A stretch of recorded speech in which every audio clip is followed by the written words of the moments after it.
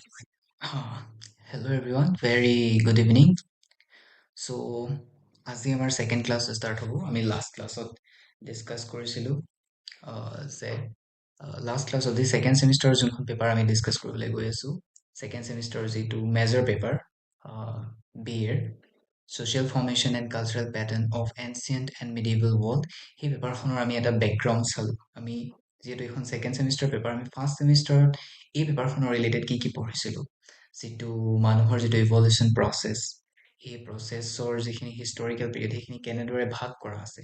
চ' আমি সেই ভাগখিনি, সেই ষ্ট্ৰেটিগ্ৰাফিখিনি আমি অলপমান ডিছকাছ কৰিছিলোঁ। চ' আজি আমি চিলেবাছত কি আছে তাৰ বেচিছত আমি ডিছকাছ কৰিবলৈ ট্ৰাই কৰিম। চ' যিহেতু তোমালোকে জানাই যে আমাৰ চিলেবাছখনত কেইটা ইউনিট আছে, 4টা ইউনিট আছে, আৰু 4টা ইউনিটত কিছুমান ছাবজেক্ট আছে। ঠিক আছে, সেই যিটো চিলেবাছৰ ক্ৰনলজি, সেই ক্ৰনলজিটো মেইনটেইন কৰি আমি এই যিখন পেপাৰ ছেকেণ্ড ছেমিষ্টাৰৰ মেজৰৰ বি এ মেজৰৰ যিখন পেপাৰ হিষ্ট্ৰী ছাবজেক্টৰ, চ' আমি সেই টপিকখিনি তেনেকৈ ক্ৰনলজিকেলি ডিছকাছ কৰিম। চ' ইয়াতে ফাৰ্ষ্ট ইউনিটৰ যিটো প্ৰথম টপিক, সেইটো হৈছে যে origin and growth of the human. So' origin and growth of the হিউমেনৰ আমি যিটো আমাৰ যিটো ইন্ট্ৰডাকশ্যন বা ফাৰ্ষ্ট ক্লাছ আছিলে, তাৰ সেই ক্লাছত আমি অলপমান কি কৰিছিলোঁ, ডিছকাছ কৰিছিলোঁ। চ' সেই ডিছকাশ্যনখিনি আমাৰ কেনেকুৱা আছিলে, যিটো হিষ্টৰিকেল টাইমলাইন, সেই টাইমলাইনটো কেনেদৰে যিসকল জিঅ'লজিষ্ট আছে বা যিসকল হিষ্টৰিয়ানছ আছে, সেই টাইমলাইনটো কিহৰ বেচিছত আৰু কেনেদৰে ভাগ কৰিছে। চ' আজি আমি যিটো চিলেবাছৰ মেইন টপিক, যিটো মেইন ক্ৰনলজি, তাক মেইনটেইন কৰি চিলেবাছ পইণ্ট অফ ভিউৰ পৰা আমি ডিছকাছ কৰিবলৈ আমি ট্ৰাই কৰিম। ঠিক আছে, so' origin and growth of the human বুলি ক'লে আমি বেচিকেলি আমি কি বুজো। চ' অৰিজিন এণ্ড গ্ৰ'থ মানে মানুহৰ যিটো জন্ম, মানুহৰ যিটো অৰিজিন, সেইটো কেতিয়া ক'ৰ পৰা হ'ল, কেনেদৰে হ'ল, আৰু ইয়াৰ গ্ৰ'থ, গম পাইছানে, যিটো ইয়াৰ ইভলিউশ্যন প্ৰচেছ, সেইটো কেনেকা আছিল, তাৰ তাৰ তাৰ যিটো প্ৰচেছ, সেই প্ৰচেছটো কেনেকা আছিল, ইয়াতে জিঅ'গ্ৰাফিৰ ফেক্টৰ বা এনভাইৰনমেণ্টৰ কেনেকা ধৰণৰ ৰোল আছিলে। ঠিক আছে, ইয়াতে মানুহৰ যিটো এডপ্টেবিলিটিৰ যিটো কেপাচিটি, সেইটো কেনেদৰে চেঞ্জ হ'বলৈ ধৰিছিলে, আৰু তেওঁলোকে নিজৰ এপিয়াৰেঞ্চত, নিজৰ ফিজিকেল বডিত, নিজৰ থিংকিং কেপাচিটিত, নিজৰ মেটাবলিজিম ছিষ্টেমত কেনেকুৱা ধৰণৰ ছিষ্টেম তেওঁলোকে লাহে লাহে আনিছিলে। ঠিক আছে, এই গোটেইখিনি আজি আমি এই ক্লাছটোত কভাৰ কৰিব ট্ৰাই কৰিম। ঠিক আছে, চ' as mentioned in the syllabus that আমাৰ প্ৰথম টপিকটো কি হৈছে origin and growth of the human. So' origin and growth of the human, এইখিনি আমি বুজিবলৈ যাওঁতে আমি এটা কথা জানিব লাগিব যে মানুহৰ অৰিজিনৰ আগতে কি আছিল, এটা স্পেচ আছিল, যিটো আমাৰ কি বুলি ভাবো, আমাৰ পৃথিৱীখন। ঠিক আছে, মানুহৰ অৰিজিন আৰু তেওঁলোকৰ ৰিভলিউশ্যনৰ যিটো প্ৰচেছ বা গ্ৰ'থৰ যিটো প্ৰচেছ, সেইখিনি আৰম্ভ হোৱাৰ আগতেই আমাৰ পৃথিৱীখনৰ যিটো অৰিজিন আৰু গ্ৰ'থ, সেইখিনি আৰম্ভ হৈ গৈছিলে। গম পাইছেনে, প্ৰথমতে কি অৰিজিন হৈছে পৃথিৱীখন আমাৰ, তাৰপিছত মানুহৰ যিটো অৰিজিন আৰু ইভলিউশ্যন প্ৰচেছ, সেইটো ইয়াৰ ভিতৰত ষ্টাৰ্ট হৈছে। চ' সেই মানুহৰ যিটো অৰিজিন আৰু ইভলিউশ্যনৰ প্ৰচেছ, সেইটো জনাৰ আগতে আমি কি জানিব লাগিব যে আমাৰ পৃথিৱীখনৰ অৰিজিন আৰু গ্ৰ'থটো কেনেকা আছিল। গম পাইছেনে, অৰিজিন কেতিয়া হৈছিল আৰু ইয়াৰ যিটো গ্ৰ'থৰ, ইয়াৰ যিটো ইভলিউশ্যনৰ প্ৰচেছ, সেইটো কেনেকা হয়। ঠিক আছে, আমি তাক অলপমান ডিছকাছ কৰি ল'ব লাগিব। কাৰণ চোৱা, যদি আমি মানুহৰ ইভলিউশ্যন আৰু মানুহৰ গ্ৰ'থ আৰু অৰিজিনৰ যিটো ষ্টৰি, সেইটো চাবলৈ যাওঁ, তাক কিছুমান টাইম লাইনত ভাগ কৰা আছে। মই যেনেদৰে আগতে তোমালোকক যিটো ইন্ট্ৰডাকশ্যন বা প্ৰথম ক্লাছ, সেই ক্লাছটোত কৈছোঁ যে কি প্ৰথমতে এটা গ্ৰেট এপ আছিলে, বান্দৰ আছিলে, যাক আমি এন্থ্ৰপইড বা যিটো প্ৰাইমেৰী এপ বুলি কৈছিলোঁ। ঠিক আছে, তাৰপিছত কি আহে, অষ্ট্ৰালোপেথিকাছ, তাৰপিছত হোমো হেবিলিছ, তাৰপিছত হোমো ইৰেক্টাছ, তাৰপিছত হোমো নিয়েণ্ডাৰথালিছ, তাৰপিছত homo sapiens, and then homo sapiens sapiens. So' এই যিখিনি স্পিচিছ, ঠিক আছে, এই যিখিনি প্ৰজাতি, এইখিনি ইভলভ হোৱাত এনভাইৰমেণ্টৰ যিটো চেঞ্জেছ বা এনভাইৰমেণ্টৰ বা জিঅ'গ্ৰাফীৰ যিটো ৰোল সেইটো বহুত ক্ৰুচিয়েল হয়। কাৰণ তেওঁলোকে টাইমখিনি কি কৰিছে, এটা চিষ্টেমেটিক ধৰণে এই এনভাইৰনমেণ্টবোৰে ভাগ কৰি পেলাইছে। কেতিয়াবা কোনো এটা পৰ্যায়ত আইচ এজ আহিছে, কোনো এটা পৰ্যায়ত আইচ এজ শেষ হৈ গৈছে। গম পাইছানে? এনভাইৰনমেণ্টবোৰে এই মানুহৰ যিটো ইভলিউচন প্ৰচেছ তাক ছেভ কৰিছে। মানুহ কেনেকে জীয়াই থাকিব লাগিব, ঠিক আছে, আমাক এনভাইৰনমেণ্ট শিকাইছে। এতিয়া চোৱা, এতিয়া মানুহে যেনেদৰে নিজকে নিজৰ পৰিৱেশত কি কৰি লয়, খাপ খুৱাই লয়, গম পোৱা নে? তাত চবতকে ডাঙৰ ৰোল কাৰ থাকে? এনভাইৰনমেণ্টৰ, ঠিক আছে, গম পাইছানে? মানুহে এটা নিৰ্দিষ্ট টাইম আৰু স্পেচক প্ৰথমতে কি কৰে, অবজাৰ্ভ কৰে, তাৰপিছত এক্সপেৰিমেণ্ট কৰে, এক্সপেৰিমেণ্ট কৰি কি কৰে, তাক নিজৰ লাইফত, নিজৰ ছ'চাইটিত বা নিজৰ যিটো অভাৰঅল ছিষ্টেম আছে, মেকানিজিম আছে, সেই মেকানিজিমটোত কি কৰি লয়, এডপ্ট কৰি লয়। তাকে চাইণ্টিফিকেলি কি বুলি কোৱা হয়, ইম্পেৰিচিজম প্ৰচেছ। প্ৰথমতে কি কৰে, মানুহে প্ৰথম পৰ্যায়ৰ পৰা যেতিয়া মানুহে ভাবিবলৈ শিকিছে, মানুহে অবজাৰ্ভ কৰিবলৈ, মানুহে কেনেদৰে শিকিছে, যিটো ইম্পেৰিচিজমৰ process, right, observation and experimentation, right, তেনেদৰে মানুহে শিকে। চ' প্ৰথমতে কি কৰে, এতিয়া চোৱা, কভিডৰ টাইমত কি হ'ল, যেতিয়া এই পৰিৱেশটো চেঞ্জ হ'ল, মানুহৰ লাইফষ্টাইলে চেঞ্জ কৰি পেলালে কভিডে, ঠিক আছে। আমি প্ৰথমতে যিবোৰ ফিজিকেল ট্ৰানজেকশ্যন ইউজ কৰিছিলোঁ, এতিয়া আমাৰ বহুতখিনি আমাৰ জেগাত কি হ'লে, এতিয়া ডিজিটেল ট্ৰানজেকশ্যন আহিছে, ৰাইট। চ' এই যিবোৰ এডপ্টেশ্যন, মানুহে যেনেদৰে পৰিৱেশ পৰিস্থিতিৰ চেঞ্জক লৈ যিবোৰ এডপ্টেবিলিটি আনে নিজৰ লাইফত, গম পাইছানে? সেইবোৰত প্ৰধান ভূমিকা কাৰ থাকে? এনভাইৰনমেণ্টৰ, জিঅ'গ্ৰাফীৰ যিটো পৰিস্থিতি, টাইম আৰু স্পেচৰ, গম পাইছানে? চ' মই কি ক'বলৈ গৈ আছোঁ, যদি আমি মানুহৰ যিটো অৰিজিন আৰু গ্ৰ'থ, এই যিটো প্ৰচেছ আমি যদি চাবলৈ যাওঁ, তেতিয়াহ'লে ইয়াৰ যিটো সেইখিনি যেতিয়াৰ পৰা মানুহৰ অৰিজিন হৈছে বা যেতিয়াৰ পৰাই গ্ৰ'থ হ'বলৈ মানুহে নিজৰ অভাৰঅল ক্ষেত্ৰত, মানুহৰ গোটেই ক্ষেত্ৰতে, মানুহৰ লাগিলে সেয়া ফিজিকেল এপিয়াৰেঞ্চেই হওক, তেওঁলোকৰ মেটাবলিজিম চিষ্টেমেই হওক, তেওঁলোকৰ চি হওক, কাৰ্নিয়েল কেপাচিটি হওক, এই গোটেইখিনি চিষ্টেমতে যেতিয়াৰ পৰাই তেওঁলোকে ইভলিউচন আনিব ট্ৰাই কৰিছে, এই চেঞ্জেছখিনিক, এই ইভলিউচনখিনিক জিঅ'গ্ৰাফীয়ে কোনটো পৰ্যায়ত কেনেদৰে চেঞ্জ কৰিবলৈ শিকাইছে তেওঁলোকক। চোৱা, কোনো এটা মানে যিকোনো এটা কাৰ্য এনেই সংঘটিত নহয়, তাৰ আঁৰত কিবা এটা কাৰণ থাকিব লাগিব। যদি মানুহে নিজৰ যদি আগতে বান্দৰত থাকোঁতে যদি মানুহৰ নেগুৰডাল আছিলে, তাৰ পিছত যদি লাহে লাহে নেগুৰডাল নাইকিয়া হৈ গ'ল, তাৰ পিছত কিছুমান কাৰণ থাকিব লাগিব, আৰু সেই কাৰণবোৰ কেনেকুৱা ধৰণৰ হ'ব পাৰে, কিয় আহিব পাৰে। চ' তাৰ এটা প্ৰধান কাৰণ হৈছে যিটো এনভাইৰনমেণ্ট, যিটো জিঅ'গ্ৰাফিকেল চেঞ্জেছ বা জিঅ'লজিকেল চেঞ্জেছ, এই চেঞ্জেছখিনিৰ কাৰণে মানুহে, আৰু কম কিয় মানুহৰ বডিত কোনটো চেঞ্জেছ কিয় আহিছে, ঠিক আছে, এইটো আমি যেতিয়া তেওঁলোকৰ গ্ৰ'থৰ যিটো ইভলিউচনৰ যিটো প্ৰচেছ, তাত বহুত ধুনীয়াকৈ মই এক্সপ্লেইন কৰিম, যাতে তোমালোকে বহুত ভালদৰে ইয়াক বুজি পোৱা, ঠিক আছে। চ' মই কি কৈছোঁ, এতিয়া আমি মানুহৰ যিটো অৰিজিন আৰু ইভলিউচনৰ যিটো প্ৰচেছ, তাক চাবলৈ যোৱাৰ আগতে আমি প্ৰথমতে এতিয়া কি চাম, যিটো আমাৰ জিঅ'লজিকেল ইভলিউচন, যিটো আৰ্থৰ যিটো ইভলিউচন, আমাৰ পৃথিৱীখন কেতিয়া অৰিজিন হ'ল, তাৰ যিটো গ্ৰ'থ আৰু ইভলিউচনৰ প্ৰচেছ কেনেকা আছিল, এইখিনি আমি অলপমান তোমালোকক মই এটা অভাৰভিউ দি দিওঁ, যাতে তোমালোকে তাৰ বেকগ্ৰাউণ্ডৰ যিটো চৰি, মানুহ এজন আহিলে। চ' আমি কি ডিছকাছ কৰি আছিলোঁ, এতিয়া মানুহৰ যিটো অৰিজিন আৰু ইভলিউচনৰ যিটো আমি প্ৰচেছ বা ইভলিউচনৰ গ্ৰ'থৰ যিটো প্ৰচেছ, তাক চোৱাৰ আগতে আমি এতিয়া কি চাম, তাৰ বেকগ্ৰাউণ্ডত কোনটো বস্তুৱে ফেক্টৰ কৰিছিলে বা কোনটো ৰিজন আছিলে যে মানুহ ইভলিউচন হ'বলৈ আৰম্ভ কৰিলে, তাৰ লগত মানুহৰ যিটো পূৰ্বপুৰুষ বা যিটো আগৰ প্ৰজাতি, তেওঁলোকে সেই এনভাইৰনমেণ্টৰ লগত খাপ খোৱাকে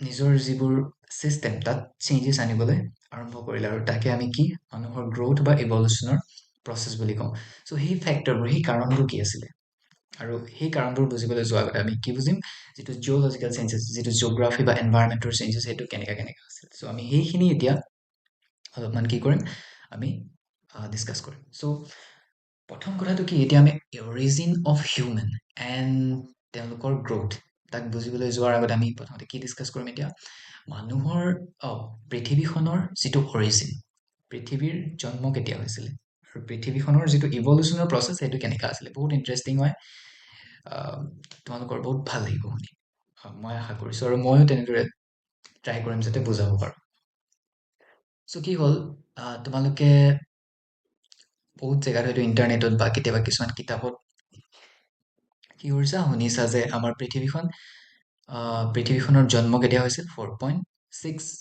বিলিয়ন years ago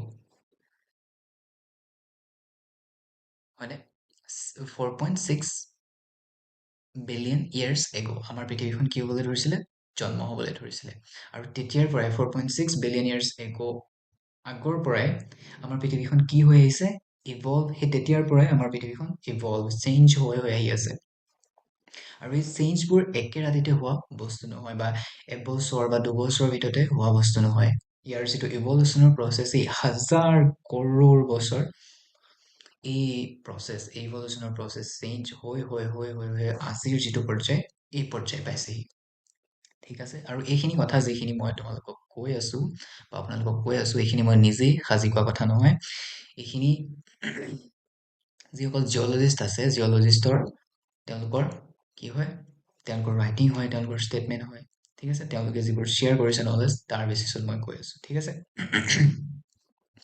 চ' এই 4.6 বিলিয়ন years আগৰ পৰাই আমাৰ পৃথিৱীখন ইভল্ভ আৰু চেঞ্জ হৈ আহি আছে চ' প্ৰথমতে পৃথিৱীখন কেনেকুৱা আছিল আৰু এইখিনি এইকাৰণে ক'বলগীয়া হৈছে যাতে মানুহৰ যিটো ইভলিউশ্যনৰ টাইম স্কেল বা মানুহৰ যিটো ইভলিউশ্যনৰ ক্ষেত্ৰত কোনবোৰ ফেক্টৰে কাম কৰিছিল কাৰণ আমি যেতিয়া ইভলিউশ্যনৰ মানুহৰ যিটো গ্ৰ'থ অৰিজিন আৰু গ্ৰ'থ সেইখিনি পঢ়িম তেতিয়া এইখিনি বস্তু কানেক্ট হ'ব লাগিব কাৰণ তাৰ মানুহৰ গ্ৰ'থ আৰু চেঞ্জ মানুহৰ ইভলিউশ্যন যিটো মানুহ বান্দৰৰ পৰা এতিয়া যিটো হোমো চেপিয়েন্স হোৱাৰ আঁৰৰ এটা প্ৰধান কাৰণেই হৈছে এনভাইৰনমেণ্ট ঠিক আছে আৰু এই এনভাইৰনমেণ্ট কিহৰ এনভাইৰনমেণ্ট আমাৰ পৃথিৱীখনৰ এনভাইৰনমেণ্ট ঠিক আছে চ' প্ৰথমতে কি আছিলে যেতিয়া 4.6 বিলিয়ন years ago পৃথিৱীখন জন্ম হৈছিলে পৃথিৱীখন অৰিজিন হৈছিলে তেতিয়া কি আছিলে পৃথিৱীখন এটা বহুত জুইৰ কি বলৰ নিচিনা আছিলে আগ মানে জুইৰ এটা গোলা আছিলে ঠিক আছে যেতিয়া সূৰ্যটো যেনেকুৱা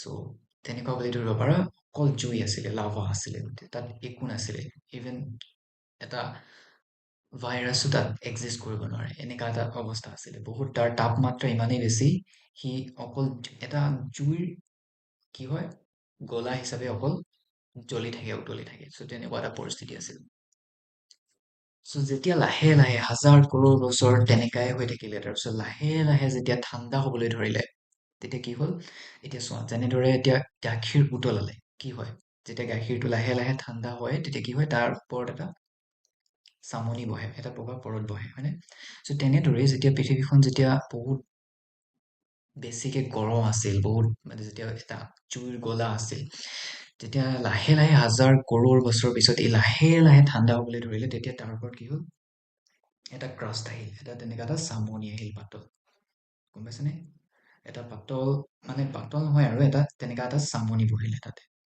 ঠাণ্ডা হৈ লাহে লাহে তাৰপিছত সেই চামনিবোৰত যেতিয়া ফাট মেলে চামনিবোৰৰ মাজত যেতিয়া কেতিয়াবা সেইটো হিলি বা লৰিলে যেতিয়া তাত ফাট মেলি যায় চ' ফাট মেলাৰ পিছত কি হ'ল সেই চামনিবোৰত যেতিয়া ফাট মেলে তাৰ পৰা কি ওলায় গেছেছ ওলায় যেনেকুৱা ধৰণৰ সেইবোৰ গেছ ওলায় মানে সেইবোৰ কিছুমান কেমিকেল গেছ হ'ব পাৰে বা যিকোনো ধৰণৰ তাৰ পৰা যেতিয়া সেইবোৰ ফাট মেলে তাৰ পৰা গেছেছ ওলায় গেছেছ বাহিৰ হয় আৰু সেই গেছবোৰ কি হয়গে ওপৰত গৈ ডাৱৰৰ সেই গেছবোৰে কি কৰে ডাৱৰৰ সৃষ্টি কৰে গম পাইছানে চ' বহুতখিনি কেমিকেল বা তেনেকুৱা ধৰণৰ চেঞ্জেছ বা তেনেকুৱা ধৰণৰ ৰিয়েকশ্যনৰ কাৰণে সেই ডাৱৰৰ ৰূপ লয় সেইবোৰে তাৰপিছত সেই ডাৱৰবোৰে কি কৰে সেই এইবোৰ যিবোৰ মই চেঞ্জেছ বা প্ৰচেছৰ কথা কৈ আছোঁ এইবোৰ বা কোনোবা 10-15 বছৰৰ কথা নহয় এইবোৰ এই প্ৰচেছবোৰ হাজাৰ হাজাৰ কৰোৰ কৰোৰ বছৰ চলি থাকে, এইবোৰ থাকেই তেনেদৰে।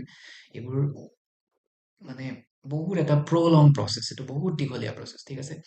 যেতিয়া সেইবোৰ ডাঙৰ হয়, গেছ চেছবোৰ ফান্দ মেলি ওপৰত গৈ ডাঙৰ হয়, তেতিয়া আকৌ হাজাৰ কৰোৰ কৰোৰ বছৰ কি হৈ থাকে, বৰষুণ হৈয়ে থাকে, কণ্টিনিউৱাছলি বৰষুণ হৈ থাকে, গম পাইছানে?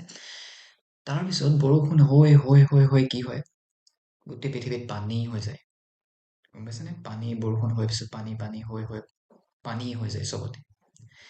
তাৰপিছত যেতিয়া সেই পানীৰ যিটো তলত পানীৰ তলত যিটো একেবাৰে তলৰ ভাগ, তাত কি হয়, আগ্নেয়গিৰিৰ সৃষ্টি হয়। তাতে কি হয়, আগ্নেয়গিৰিৰ বিস্ফোৰণ হয় তলৰ পৰা, গম পাইছানে?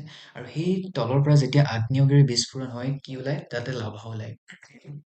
আৰু সেই লাভাখিনি যেতিয়া বহি যায় আকৌ, তেতিয়া সি কি কৰে, এটা এটা ডাঙৰ ডাঠ ছাবষ্টেঞ্চৰ সৃষ্টি কৰে পানীৰ ওপৰত। যেতিয়া সি জমা হৈ ওপৰলৈকে ওলাই যায়, এটা ডাঙৰ ছাবষ্টেঞ্চ বা মাটিৰ দৰে এটা ছাবষ্টেঞ্চ সৃষ্টি কৰে, বহুত ডাঙৰ। যেতিয়া সেইবোৰ আগ্নেয়গিৰি ওলাই থাকে ওলাই থাকে ওলাই থাকে, বহুত ডাঙৰ ছাবষ্টেঞ্চৰ এটা ডাঠ পৰতৰ সৃষ্টি হৈ যায়। আৰু সেই পৰতবোৰে যেতিয়া সেইটো জমা হৈ হৈ হৈ হাজাৰ কৰোৰ বছৰ তেনেকে থাকি থাকি মাটিৰ নিচিনা ৰূপ লয়, আৰু সেই এনভাইৰনমেণ্টটো তেনেকুৱা এটা কণ্ডিশ্যনত আহে, ঠাণ্ডা হৈ হৈ পানীৰ লগত আৰু সেই ছাবষ্টেঞ্চটো মিলি, তেতিয়া কি হয়, সেই ছাবষ্টেঞ্চবোৰ, সেই যিবোৰ আগ্নেয়গিৰিৰ নিচিনাকে ওলালে, যিবোৰ লাভা, যিবোৰে মাটিৰ ৰূপ লয়, সেইবোৰৰ মাজত যেতিয়া ফাট মেলি ইখনৰ পৰা সিখন আঁতৰি যায়, তেতিয়া কি হয়, কণ্টিনেণ্টৰ কণ্টিনেণ্টৰ ৰূপ লয়। সেই প্লেটবোৰে, সেই যিবোৰ আগ্নেয়গিৰিৰ নিচিনাকে ওলাই, মাটিৰ চামনি, মাটিৰ পৰত, সেইবোৰ যেতিয়া ফাট মেলি ইখনৰ পৰা সিখন গুচি যায়, কণ্টিনেণ্ট হিচাপে এইবোৰ এষ্টাব্লিছ হৈছে। আৰু তেনেকেই যিটো তাৰ লগতে বহুত এনভাইৰনমেণ্টৰ যিবোৰ গেছেছ, সেইবোৰৰ চেঞ্জেছ সেই তেনেদৰেই চলি চলি আহি, মই যিটো কৈছো যে যিটো মাটিৰ আৱিষ্কাৰ, মাটিৰ যিটো অৰিজিন, সেই তাৰ ওপৰত ক'বলৈ গৈ আছো, সেইখিনি তেনেদৰে তেনেদৰে অৰিজিন হয়। আৰু তাৰ পৰাই এনভাইৰনমেণ্টটো কি হৈ পৰে, কিছুমান এককোষী জীৱৰ কাৰণে পানীও থাকে, মাটিও থাকে, এককোষী জীৱৰ কাৰণে কি হৈ পৰে, এটা বসবাসৰ যোগ্য হৈ পৰে সেই এনভাইৰনমেণ্টটো। তেতিয়াৰ পৰা লাহে লাহে প্ৰথমতে কি হয়, পানীত এটা এককোষী জীৱ, বা প্ৰথম যিটো পৃথিৱীৰ যিটো জীৱৰ উৎস বা উৎপত্তি, সেইটো ক'ৰ পৰাই ষ্টাৰ্ট হৈ থাকে, পানীৰ পৰাই ষ্টাৰ্ট হয়, হয়নে? চ' সেই পানীতে কি হয়, তেনেকুৱা ধৰণৰ কিছুমান জাষ্ট এটা বহুত সৰু মানে চিম্পল কোষৰ এটা জন্ম হয়। তাৰপিছত সি যেতিয়া হাজাৰ কৰোৰ বছৰ পানীত চাৰ্ভাইভ কৰে, তাৰপিছত এটা টাইম এনেকুৱা আহে য'ত সি পানীত চাৰ্ভাইভ কৰিব নোৱাৰা হয়। ধৰি লোৱা সেই জীৱটো কি আছিলে, এটা গোল এটা এককোষী জীৱ আছিলে, ধৰি লোৱা সি হাজাৰ কৰোৰ বছৰ পানীত চাৰ্ভাইভ কৰিলে। তেনেদৰে তাৰপিছত কি হ'ল, পানীত সেইটো কণ্ডিশ্যন বা পানীত তেনেকুৱা ধৰণৰ কিছুমান কেমিকেল তেতিয়া সেই তলৰ পৰা ওলাওঁতে মিক্স হৈ গ'ল, আৰু তাৰ যিটো এনভাইৰনমেণ্ট আছিলে আগৰ, সেইটো নাইকিয়া হৈ গ'ল। সি তেতিয়া পানীত চাৰ্ভাইভ কৰিব নোৱাৰা হৈ গ'ল। সি ক'লে আহিবলগীয়া হ'ল, ওপৰলে। সি যিটো আগ্নেয়গিৰি হিচাপে ওলাই মাটি হ'ল, তালৈ আহিবলগীয়া হ'ল। আৰু তেতিয়ালৈকে সি সেইটো পৰ্যায়লৈকে সেই মাটিখিনিও কি চাৰ্ভাইভ কৰিব পৰা কণ্ডিশ্যনত আহি গ'ল। তেতিয়া সি পানীৰ পৰা উঠি ক'লে আহিলে, লাহে লাহে মাটিৰ সেই ওপৰলৈ আহিলে। এতিয়া সেই পানীত যেতিয়া আছিলে, সেই জীৱটো, সেই কোষটো পানীত যেতিয়া আছিলে, সি গোল হিচাপে থাকিব পাৰিছিলে, পানীত ইপিনৰ পৰা সিপিনে উঠি থাকিব পাৰিছিলে। তাক বগাব কাৰণে বা সাঁতুৰিবৰ কাৰণে তাক কোনো হাত ভৰিৰ প্ৰয়োজন হোৱা নাছিলে। সি ইপিনৰ পৰা সিপিনলৈ লুটি খাই পানীত তাৰ যিটো এনভাইৰনমেণ্ট আছিলে, যিটো কণ্ডিশ্যন আছিলে, সি চাৰ্ভাইভ কৰি বহুত ভালকে আছিলে। কিন্তু যেতিয়া পানীৰ সেইটো কণ্ডিশ্যন নোহোৱা হৈ গ'ল, সেই এনভাইৰনমেণ্টটো নোহোৱা হৈ গ'ল, তেতিয়া সি ওপৰলৈ আহিবলগীয়া হ'ল। আৰু ওপৰত চাৰ্ভাইভ কৰিবৰ কাৰণে এতিয়া সি যদি সি আগতে যেনেদৰে উঠি ভাঁহি আছিলে, এতিয়া মাটিত অহাৰ লগে লগে সি একে জেগাতে থাকিবলগীয়া হ'ল। সি এতিয়া ইপিনে সিপিনে যাব নোৱাৰে, কাৰণ সি জাষ্ট এটা সৰু গোল এটা জাষ্ট কি হয়, জীৱাণু বা এটা কোষ হয়। সি সি বেলেগে যদি তাক পুছ নকৰে, সি আগলৈ যাব নোৱাৰে। যেনেদৰে আগতে পানীৰ খুঁটিয়ে তাক পুছ কৰিছিলে, বেলেগ এজেগালৈ গৈছিলে, ঠিক আছে, পানীত ইপিনৰ পৰা সিপিনলৈ বৈ গৈছিলে। এতিয়া সি মাটিত আহি গ'ল, সি চাৰ্ভাইভ কৰিবলগীয়া হ'ল মাটিৰ সেইটো কণ্ডিশ্যনত। যেতিয়া সি লাহে লাহে নিজে বগাবলৈ আৰম্ভ কৰিলে, তাৰ লাহে লাহে কিছুমান নোমৰ নিচিনা ওলালে বা শুঙৰ নিচিনা ওলালে, যোনবোৰে তাক আগলৈ যোৱাত সহায় কৰে, ঠিক আছে, যোনবোৰে তাক বাগৰিবলৈ সহায় কৰে। তেনেকে বাগৰোতে বাগৰোতে হাজাৰ কৰোৰ বছৰ বা তেনেকে সি যাওঁতে যাওঁতে সি তাৰ যিবোৰ ধৰি লোৱা সি তাৰ 4-5ডাল নোম ওলালে, যিকেইডালে তাক আগলৈ যাবলৈ, ইপিনে যাবলৈ সিপিনে যাবলৈ সহায় কৰে। তাৰপিছত কি হয়, লাহে লাহে যিকেইডাল নোম সি বেছিকে ব্যৱহাৰ কৰে, সেইকেইডাল বেছি দীঘলকে ওলালে। আগৰ পৰা ওলালে, পিছৰ পৰা দুডাল ওলালে, হাত দুখন ভৰিৰ নিচিনা হ'ল। তাৰপিছত সেইকেইডাল সি বেছিকে ব্যৱহাৰ কৰোঁতে সেই তাৰ ইভলিউচনৰ প্ৰচেছ, তাৰ চেঞ্জিঙত, তাৰ যিটো যেনেদৰে সি বগাবলৈ আৰম্ভ কৰিলে, তেনেদৰে সি তাৰ নোমকেইডাল বা সেই কোষকেইডালে কি কৰিলে, তেনেকুৱা ধৰণৰ শ্বেপ ল'বলৈ ধৰিলে। ঠিক আছে, এতিয়া যেনেদৰে আমি কি হয়, আহ, কিছুমান বস্তু আমি কিবা এটা যদি আমি এতিয়া চোৱা, আমি যেতিয়া মোবাইলত টাইপিং কৰোঁ, আমি কি হয়, প্ৰথমতে যেতিয়া আমি মোবাইলটো কিন্তু টাইপিঙত আমি অলপ শ্ল', যেতিয়া আমি তাক ইউজ কৰি কৰি কৰি কৰি আমি মোবাইলটো বহুত ভালদৰে ইউজ কৰিব পৰা হয়, তেতিয়া আমাৰ টাইপিংটো বহুত ফাষ্ট হৈ যায়, আমাৰ মেছেজ বহুত ফাষ্ট হয়। চ' তেনেকুৱা ধৰণৰ কথা। মানে কি হয়, আমাৰ এই যিটো টাইপিঙৰ যিটো স্পীড, আমাৰ যিটো এডপ্টেবিলিটি, সেই কীবৰ্ডখনৰ লগত আমাৰ যিটো ফেমিলিয়াৰিটি, সেইটো বেছি ফাষ্ট হৈ যায়। সেইকাৰণে আমি বেছি ফাষ্টলি টাইপ কৰিব পাৰোঁ। আমি গম পাওঁ যে কোনটো এলফাবেট কোনখিনিত আছে। চ' আমাৰ তালৈ আঙুলিটো আপোনাক মানে ইমিডিয়েট যায় টাইপ কৰিবলৈ। চ' তেনেকুৱা ধৰণৰ কথা। যেতিয়া সেই কোষটোৱে সেই এনভাইৰনমেণ্টটোত বহুত ৰেপিডলি ছাৰ্ভাইভ কৰিবলগীয়া হ'ল, তেতিয়া কি হ'ল, তাৰ সেইবোৰ এই যিবোৰ ফিজিকেল বডিত তাৰ চেঞ্জেছ, সেইবোৰ বহুত ৰেপিডলি দেখা গ'ল সেইটো টাইমত। ঠিক আছে, যেতিয়া সেই জীৱটো তেনেদৰে বগাবলৈ আৰম্ভ কৰিলে মাটিত, তেতিয়া কি হ'ল, দুখন হাত ওলালে, দুটা ভৰি ওলালে, তাৰপিছত বেলেঞ্চৰ কাৰণে কি হয়, এডাল নিগুৰৰ নিচিনা ওলালে, হয়নে? চ' এইবোৰ এপ্ৰক্সিমেট 35 মিলিয়ন ইয়াৰ্ছ এইবোৰ আগৰ কথা।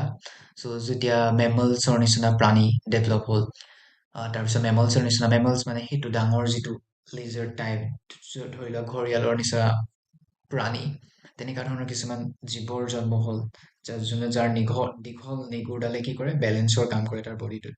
সিপিনে ঘোঁৰাত যোৱাত সহায় কৰে, পানীটো সহায় কৰে, মাটিটো সহায় কৰে। ঠিক আছে, দুখন হাত ওলালে। ঠিক আছে, তাৰ জিভা দীঘল হ'ল, সি অকণমান দূৰৰ পৰাই বস্তু খাব পাৰে। চ' তেনেকুৱা ধৰণৰ কিছুমান জীৱৰ সি তেনেদৰে কি হ'ল, জন্ম হ'ল। তাৰপিছত যেতিয়া আৰু এই যিবোৰ চেঞ্জেছ মই কৈ আছোঁ এই পৃথিৱীখনৰ ইভলিউচনৰ লগত, চ' এইবোৰ কি কৰিছে, এই চেঞ্জেছবোৰ আৰু যিটো পৃথিৱীৰ যিটো জন্মৰ টাইম স্কেল, তাক জিঅ'লজিষ্টসকলে কিছুমান, মই আগৰ ক্লাছটোতো কৈছোঁ চাগে, কিছুমান ভাগত ভাগ কৰিছে, ডাঙৰ ডাঙৰ। ঠিক আছে, এই পৃথিৱীৰ যিটো জন্মৰ টাইম স্কেল, তাক জিঅ'লজিষ্টসকলে কেইটামান ভাগত ভাগ কৰিছে, হয়নে? প্ৰথমতে যেনে হৈছে এৰাছ। ঠিক আছে, পৃথিৱীখনৰ যিটো ইভলিউচনৰ টাইম স্কেল, প্ৰথমতে কিহত ভাগ কৰা হৈছে, এৰাছ, এৰাত ভাগ কৰা হৈছে। কেইবাটাও এৰাছ আছে। তাৰপিছত এৰাখিনি কিহত ভাগ কৰা হৈছে, পিৰিয়ডছত ভাগ কৰা হৈছে। আকৌ পিৰিয়ডছখিনিক ফাৰ্ডাৰ এপক্সত ভাগ কৰা হৈছে। চ' তেনেদৰে মেমলছৰ টাইমত মেমলছসকল যেতিয়া অৰিজিন হৈ গ'ল, তাৰপিছত কি হ'ল, এই আমাৰ প্লাইষ্ট'চিন এপক আহি যায়, যিবোৰ মই কৈছোঁ যে পিৰিয়ডছৰ পাছত এপক্স আহি যায়। প্লাইষ্ট'চিন এপকত কি হয়, আইচ এজ আহি যায়। এতিয়া আইচ এজ যেতিয়া আহি গ'ল, এই মেমলছবোৰে যোনবোৰে মাটিত বাগৰি আছিলে বা মাটিত খাই ফুৰিছিলে বা যিকোনো চিকাৰ কৰি তেওঁলোকে ঘূৰি ফুৰিছিলে, ছাৰ্ভাইভ কৰি আছিলে, যেতিয়া প্লাইষ্ট'চিন এপকত কি হয়, আমাৰ আইচ এজ আহি যায়। আইচ এজ মিনছ গোটেই পৃথিৱীত বৰফ পৰিবলৈ ধৰে। চৰি, সেই বৰফ পৰোঁতে কি হয়, যিবোৰ মেমলছ মাটিত তেওঁলোকে তেনেকে চিকাৰ কৰি খাই আছিল, তেওঁলোকৰ কি হ'ল, লাহে লাহে তেওঁলোকে সেই বৰফৰ কাৰণে মাটিত বাগৰি ফুৰিব নোৱাৰা হ'ল। কাৰণ বৰফত তেওঁলোকৰ সোমাই যায় এইবোৰ নখ চখ, হাত ভৰি, নিগুৰডালেও বেলেঞ্চ কৰিব নোৱাৰা হয় ইপিনে সিপিনে যোৱাত। চ' তেওঁলোকে কি হয়, আৰু বৰফ পৰি যোৱাৰ কাৰণে তলত একো নোহোৱা হয়। ঠিক আছে, তেওঁলোকে কি হয়, আৰু চিকাৰো নাইকিয়া হৈ গ'ল। যিবোৰ চিকাৰ থাকে, পৰুৱা থাকে, গছৰ ওপৰত উঠি যায়। ঠিক আছে, তো যেতিয়া আইচ এজ আহি যায় প্লাইষ্ট'চিন এপকত, আৰু এপক কি হৈছে, এটা জিঅ'লজিকেল টাইম পিৰিয়ড হৈছে, গম পাইছেনে, য'ত মেমলছবোৰ জিঅ'লজিকেল টাইম স্কেল হয়, যিয়ে পৃথিৱীখনৰ যিটো গ্ৰ'থ, সেই গ্ৰ'থৰ যিটো প্ৰচেছ, তাক কিছুমান ভাগত ভাগ কৰিছে। ঠিক আছে, আৰু এই প্লাইষ্ট'চিন এপকত যেতিয়া আইচ এজ আহি যায়, তেওঁলোকে তলত একো খাবলৈ নোৱাৰা হয়, প্লাছ তেওঁলোকে বগাব নোৱাৰা হয় বৰফৰ কাৰণে। চ' তেওঁলোকৰ অপশ্যন কি থাকে, তেওঁলোকে গছলৈ উঠি যাবলগীয়া হয়। চ' যিবোৰ মেমলছ আগতে মাটিত বগাই ছাৰ্ভাইভ কৰি আছিলে, তেওঁলোক কি হ'ল, তেওঁলোকে গছৰ ওপৰত উঠিবলগীয়া হ'ল। চ' তেওঁলোকে চোৱা, এতিয়া তেওঁলোকৰ কি আছিলে, দুটা হাত আছিলে, হয়নে, মানে ভৰি আছিলে, চাৰিটা ঠেঙি আছিলে, যি আগৰকেইটা আমি হাত বুলিয়ে ধৰি লৈছোঁ। চ' তেওঁলোকে এনেকে বগাই যাবলৈ ট্ৰাই কৰিছিলে। দুখন ভৰি নিচিনা আছিলে, এডাল ডাঙৰ ঘঁৰিয়ালৰ দৰে নেজ আছিলে। চ' যেতিয়া তেওঁলোকে গছত উঠিব ট্ৰাই কৰে, ঠিক আছে, যেতিয়া আইচ এছ থাকিলে, আইচ এছ এনেকুৱা নহয় যে 10 বছৰ থাকিলে, হাজাৰ কৰোৰ বছৰ আইচ এছ হৈয়ে থাকে, পৃথিৱীত বৰফে পৰি থাকে এনি টাইম। চ' তেওঁলোকে চাৰ্ভাইভ কৰিব নোৱাৰা হ'ল মাটিত, তেওঁলোকে গছত উঠিবলগীয়া হ'ল, হয়নে? গছত পাত থাকে, কিছুমান গছৰ ফুটাবোৰত পৰুৱা থাকে, পৰুৱাবোৰ উলিয়াই খাবলৈ। চ' সেই যেতিয়া হাজাৰ কৰোৰ বছৰ তেওঁলোকে গছত উঠিব নামিব লগা হ'ল, তেওঁলোকৰ কি হ'ল? নিগুৰডাল পাতলা হ'ল, হাত দুখন গছত ওলমোতে যাওঁতে যাওঁতে হাত দুখন দীঘল হ'ল, ঠিক আছে। তাৰপিছত কি হয়, ভৰিকেইখনো প্ৰেছাৰ দিওঁতে ভৰিকেইখনেও যাওঁতে যাওঁতে ইউজ কৰোঁতে বেছিকে ওপৰলৈ উঠিবলৈ কি হ'ল, দীঘল হয়। চ' সেই গছলৈ উঠোতে কি হয়, বান্দৰৰ ৰূপ ল'বলৈ ধৰে, গম পোৱা নে? চ' সেই প্লাইষ্টচিন এপকত, আৰু মই এই ইভলিউচনখিনি ইণ্ডিয়াৰ কণ্টেক্সতে কৈ থকা নাই, ঠিক আছে, এইটো ৱৰ্ল্ড ৱাইড। আৰু পৃথিৱীত প্ৰত্যেকটো জেগাতে এনেকুৱা নহয় যে চব টাইমত একেটা টাইমতে প্লাইষ্টচিন আহিছে, গম পাইছেনে? কোনোবা এটা জেগাত এতিয়া যেনেদৰে আমাৰ পেলিঅলিথিক, মিজলিথিক, নিঅলিথিক, নৰ্থ ইণ্ডিয়াৰ ক্ষেত্ৰতে যদি আমি চাওঁ, ইণ্ডিয়াৰ যিটো নৰ্দাৰ্ণ ছাইড, তাতে পেলিঅলিথিক বেলেগ এটা টাইমত আহে, চাউদাৰ্ণ টাইমত বেলেগ এটা টাইমত আহে, নিঅলিথিক ওপৰত বেলেগ এটা নৰ্দাৰ্ণ ছাইডত বেলেগ এটা সময়ত আহে, ঠিক আছে, আগতীয়াকৈ আহে, আৰু নিঅলিথিক পিৰিয়ডটো চাউথ ইণ্ডিয়াৰ ছাইডে অকণমান বেলেগ এটা টাইমত আহে। চ' সেয়াই, গম পাইছেনে? প্ৰত্যেকটো জেগাতে এনভাইৰনমেণ্টটো একেই নহয়, আৰু মানুহৰ যিটো এডপ্টেবিলিটি বা মানুহৰ যিটো কোৱান্টিটি তাতে থকা, সেইখিনি বহুত ডিফাৰেঞ্চ হয়। চ' সেইবোৰ বহুতখিনি কাৰণ তাতে ভেৰি কৰে। চ' এতিয়া মই কি কৈ আছো, যেতিয়া তেওঁলোকে গছত উঠোতে নামোতে, সেই মেমলছখিনি নামোতে কি হয়, বান্দৰৰ ৰূপ ল'বলৈ ধৰে, যিটো আমি প্ৰথম পৰ্যায়ত গ্ৰেট এপ বুলি কওঁ, ঠিক আছে। চ' তেওঁলোকে সেই উঠোতে নামোতে যেতিয়া প্লাইষ্টচিন এপকত বান্দৰৰ ৰূপ লয়, তেওঁলোকে কি কৰে, গছত পাত খায়, ফল মূল খায়, তেওঁলোকে এক্সপাৰ্ট হৈ যায় গছতে থাকিব লয়। তাৰপিছত গছৰ পাত খায়, ফল মূল খায়, গছৰ এইবোৰ সৰুবোৰত পৰুৱা থাকে সেইবোৰ খায়, কিছুমান সৰু সৰু জীৱ জন্তু খায়। চ' এইবোৰ খাই থাকোতে তেওঁলোকে সম্পূৰ্ণৰূপে বান্দৰৰ নিচিনা এটা ৰূপ লয়। তাৰপিছত যেতিয়া লাহে লাহে প্লাইষ্টচিন যাব ধৰে, হয়নে? প্লাইষ্টচিন যেতিয়া লাহে লাহে যাব ধৰে, আৰু কি আহে, হলোচেন এপক আহে। মই কৈছো যে পিৰিয়ডছবোৰ কিছুমান এপক্সত ভাগ কৰিছে, আৰু লেটেষ্ট যিটো এপক, হলোচেন এপক আহি যায়, পৃথিৱীখন আকৌ গৰম হবলৈ ধৰে, হয়নে?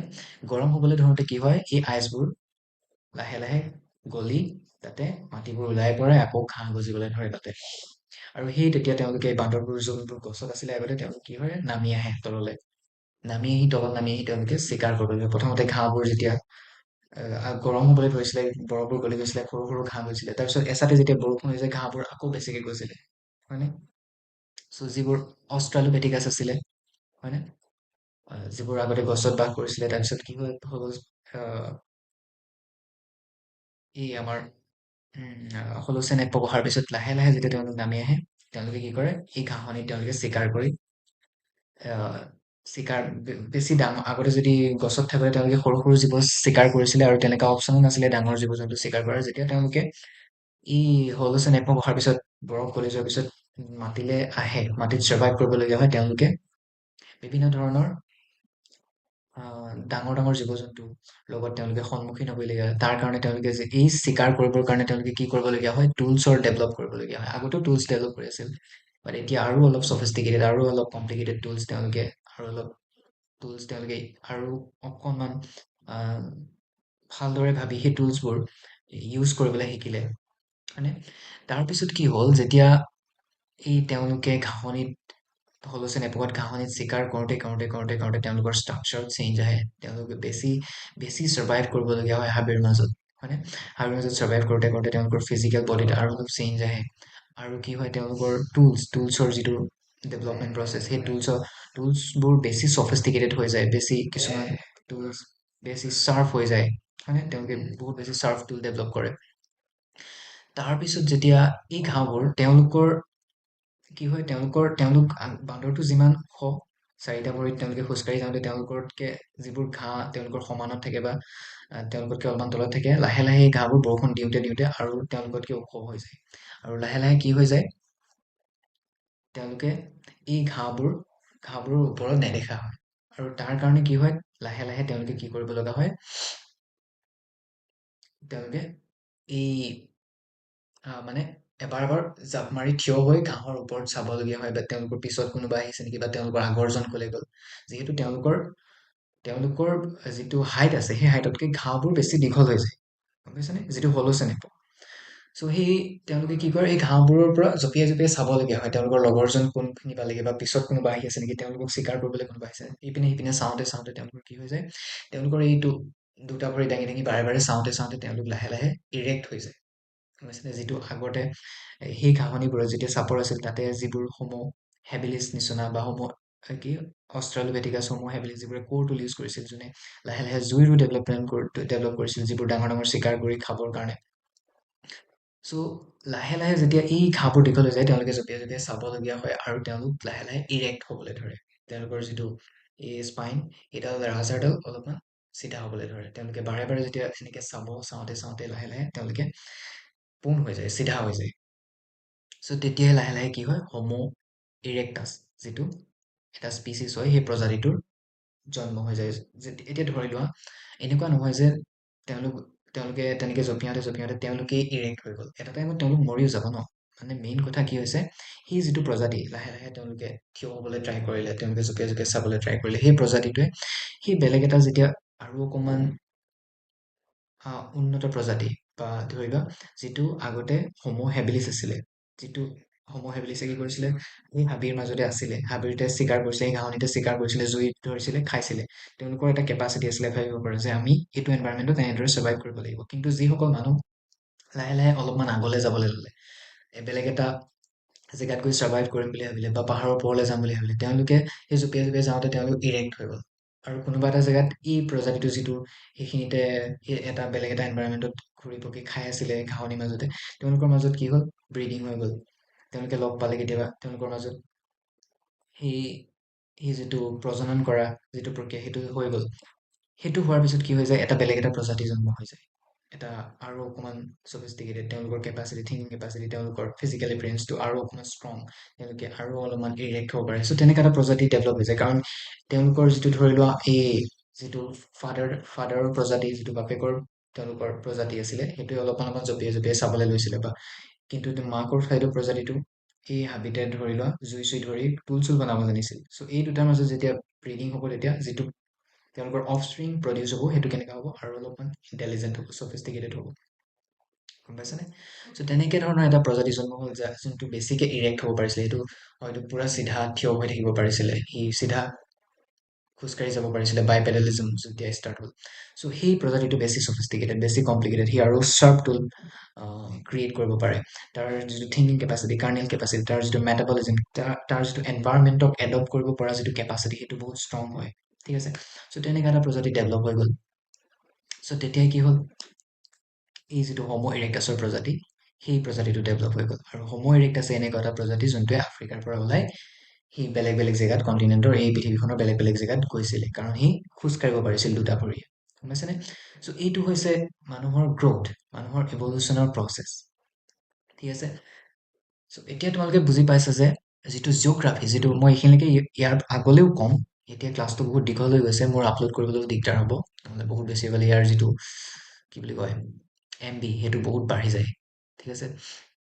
আৰু আপলোড কৰোঁতে বহুত টাইম লাগে, বা আকৌ মই ইয়াক মোবাইললৈ আনি এডিট কৰিবলৈ অলপমান অসুবিধা হয়, ঠিক আছে। চ' এতিয়া অলমষ্ট আধা ঘণ্টা পাৰ হৈ গৈছে। চ' এইখিনিতে আমি এইটো ক্লাছ ষ্টপ কৰিম। বাট এতিয়া মই তোমালোকে বুজি পাইছা যে মানুহৰ যিটো অৰিজিন আৰু গ্ৰথ বা ইভলিউচনৰ যিটো প্ৰচেছ, তাৰ লগত যিটো এনভাইৰনমেণ্ট বা জিঅ'গ্ৰাফী, এইটো কেনেদৰে কিমান এটা ষ্ট্ৰংভাৱে জড়িত হৈ আছে। চ' মানুহৰ যিটো ইভলিউচন বা গ্ৰথৰ প্ৰচেছ, তাক বুজিবলৈ হ'লে এনভাইৰনমেণ্ট বা জিঅ'গ্ৰাফী যিটো বা জিঅ'লজিকেল যিটো টাইম স্কেল, তাক ভালদৰে বুজি উঠাটো বহুত প্ৰয়োজনীয়, ঠিক আছে। চ' আজিৰ এইটো ক্লাছ ইমানতে আমি ৰখাইছোঁ। নেক্সট ক্লাছত আমি হমো ইৰেক্টাছৰ পাছত হমো নিয়েণ্ডাৰথালনিজ আৰু হমো চেপিয়েন্স, তাৰপিছত হমো চেপিয়েন্স কেনেদৰে ডেভেলপ হ'ল, তেওঁলোকৰ যিবোৰ চেঞ্জেছ, তেওঁলোকৰ যিবোৰ এডাপ্টেবিলিটি, সেইখিনি আমি তেওঁলোকৰ ফিজিকেল যিবোৰ এপিয়াৰেঞ্চত কেনেকুৱা ধৰণৰ চেঞ্জেছ আহিছিল, আৰু তেওঁলোকে কেনেকুৱা ধৰণৰ টুলছ ইউজ কৰিছিল, টুলছৰ কেৰেক্টাৰিষ্টিক্স কি আছিল, ঠিক আছে, কোনবোৰ টুলছ কোনখিনি জেগাত ইউজ কৰিছিল, এই গোটেইখিনি আমি ডিছকাছ কৰিম। তাৰপিছত আমি এই যিটো পেপাৰখনৰ যিটো মূল থিম, কালচাৰেল কি আছিলে, social formation and cultural pattern, এই কথাখিনি আমি ডিছকাছ কৰিবলৈ যাম আমি আমাৰ যিটো ফাৰ্ষ্ট ইউনিটৰ যিটো second topic, culture and civilisation. Culture and civilisation, prehistoric culture, characteristic features of palaeolithic, mesolithic and neolithic. আমি এই ফিউচাৰ্ছখিনি বা এই কেৰেক্টাৰিষ্টিকখিনি ডিছকাছ কৰিম। তাৰপিছত আমি মানুহৰ এই যিটো ইভলিউশ্যন প্ৰচেছ, মই যিখিনি ক'লোঁ যে অষ্ট্ৰালোপেথিকাছ, হোমো হেবিলিছ, হোমো ইৰেক্টাছ, ঠিক আছে, হোমো নিয়াণ্ডাৰথালিছ, হোমো চেপিয়েন্স চেপিয়েন্স, এই মানুহখিনিৰ যিটো ইভলিউশ্যন প্ৰচেছ, তাত মানুহে কেনেদৰে ছ'চাইটিৰ যিটো কনচেপ্ট, এই ছ'চাইটিৰ কনচেপ্টৰ যিটো বীজ, সেই বীজটো মানুহৰ মনত বা মানুহৰ যিটো মানুহে যেতিয়া গ্ৰুপ হিচাপে থাকিবলৈ ল'লে, বা আলফা মেল আৰু আলফা ফিমেলৰ যিটো কনচেপ্ট মানুহৰ মাজত আহিল, মানুহে নিয়ম কানুন কেনেদৰে এডপ্ট কৰিলে, মানুহৰ যিটো ছুপাৰ নেচাৰেল পাৱাৰ, মানুহৰ মাজত ধৰ্মৰ যিটো বীজ, সেইটো ক'ৰ পৰা আহিল, ঠিক আছে। এই গোটেইখিনি আমি বহুত ভালদৰে ডিছকাছ কৰিম। মানুহৰ যিটো কি কয় সমাজ পাতি থকাৰ যিটো এটা যিটো গুৰি, সেই গুৰিটো আমি ডিছকাছ কৰিম যে মানুহে প্ৰথমতে চিন্তা কেনেকৈ কৰিছিল, মানুহক সমাজ বা গ্ৰুপৰ প্ৰয়োজন কি আছিল সেইটো টাইমত, ঠিক আছে। এই গোটেইখিনি মই বহুত ভালদৰে এক্সপ্লেইন কৰি তোমালোকক ডিছকাছ কৰিম, চ' আজিৰ এইটো ক্লাছ ইমানতে আমি ৰখাইছোঁ। Thank U. ক্লাছটো ফ'ল' কৰি থাকিবা। নেক্সট আপডেট কেতিয়া হয় নাজানো, ময়ো নাজানো, কাৰণ বহুত বিজি চিডিউল চলি আছে। So' thank you, take care, good night.